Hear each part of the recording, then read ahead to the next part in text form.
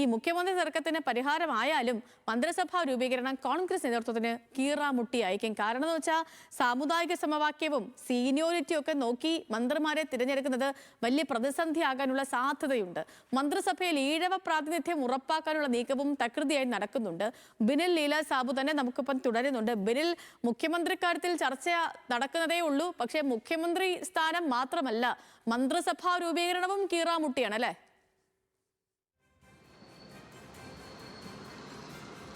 സേതു പറഞ്ഞ വാക്ക് തന്നെയാണ് ഏറ്റവും ഉചിതം. കീറാമുട്ടിയായി തന്നെ മന്ത്രിസ്ഥാനത്തേക്കുള്ള ചർച്ചയും അങ്ങനെ തന്നെ വരാൻ തന്നെയാണ് സാധ്യത.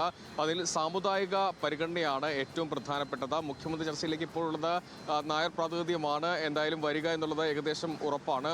അങ്ങനെയെങ്കിൽ മറ്റുള്ള സമുദായങ്ങൾക്കും ആ പ്രാതിനിധ്യം ഉറപ്പാക്കേണ്ട ആവശ്യമുണ്ട്. കോൺഗ്രസ് എല്ലാ കാലത്തും അങ്ങനെ സാമുദായിക പരിഗണന വെച്ചാണ് മന്ത്രിസ്ഥാനങ്ങൾ വീതിച്ച് നൽകാറുള്ളത് എന്ന് നമുക്കറിയാം. ഇപ്പോൾ തന്നെ SNDP ആ കാര്യം ഉന്നയിക്കുന്നുണ്ട്. നേരത്തെ ശിവഗിരി മഠം ഒരു കത്തായി തന്നെ ഇത് ആവശ്യപ്പെട്ടതാണ്.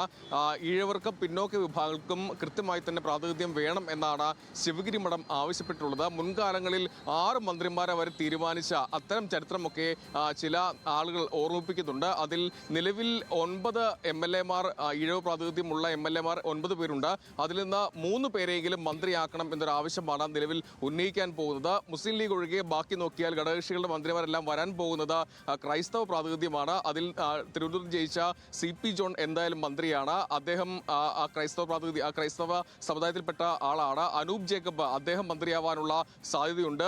അതോടൊപ്പം തന്നെ ഷിബു ബേബി ജോൺ RSP നേതാവാണ്, അദ്ദേഹവും മന്ത്രിയാകും. അങ്ങനെ നോക്കിയാൽ ഭൂരിഭാഗം ആളുകളും കേരള കോൺഗ്രസ് ജോസഫ് വിഭാഗം 2 മന്ത്രിമാരെയാണ് ആവശ്യപ്പെടുന്നത്. അതിൽ മോൻസ് ജോസഫും അബു ജോൺ ജോസഫുമാണ് ആ സ്ഥാനത്തേക്ക് വരാൻ ആഗ്രഹിക്കുന്നത്. അങ്ങനെയെങ്കിൽ അവർ രണ്ടുപേരും ക്രൈസ്തവ പ്രാതിനിധ്യമാണ്. അതോടൊപ്പം അങ്ങനെയെങ്കിൽ കൂടുതൽ ആളുകൾ ക്രൈസ്തവരായി മാറുന്ന ഒരു സാഹചര്യമുണ്ട്. അതൊക്കെ ഈ സാമുദായിക പരിഗണനയെ കൃത്യമായി വീതം വെച്ച് നൽകുമ്പോൾ അതൊക്കെ വലിയ കീറാമുട്ടയായി തന്നെ വരാനുള്ള സാധ്യതയാണ് നിലവിലുള്ളത്. നിലവിൽ എന്തായാലും SNDP അത്തരം ഒരു ആവശ്യം പരസ്യമായി ആവശ്യപ്പെട്ടില്ലെങ്കിൽ പോലും അവരുടെ MLA മാർ വഴി അക്കാര്യം ആവശ്യപ്പെടാനുള്ള സാധ്യതയാണ് നിലവിൽ ഉള്ളത്. നേരത്തെ പറയുന്നത് പോലെ 3 പേരെങ്കിലും മന്ത്രിയാക്കണം എന്നാണ് ആവശ്യപ്പെടുന്നത്. അതിൽ ഒന്ന് നോക്കിയാൽ കൊല്ലത്ത് നിന്ന് ബിന്ദു കൃഷ്ണയെ മന്ത്രിയാക്കാനുള്ള ഒരു നീക്കമുണ്ട്. അങ്ങനെയെങ്കിൽ വനിതാ പ്രാതിനിധ്യം കൂടി ഉറപ്പാക്കാൻ കഴിയും. അതിനപ്പുറത്തേക്ക് ബാക്കി 8 MLA മാർ ഈഴവ സമുദായത്തിനുണ്ട്. അവരെ കൂടി അതിൽ 2 പേരെ കൂടി മന്ത്രിയാക്കണം എന്ന ആവശ്യമാണ്.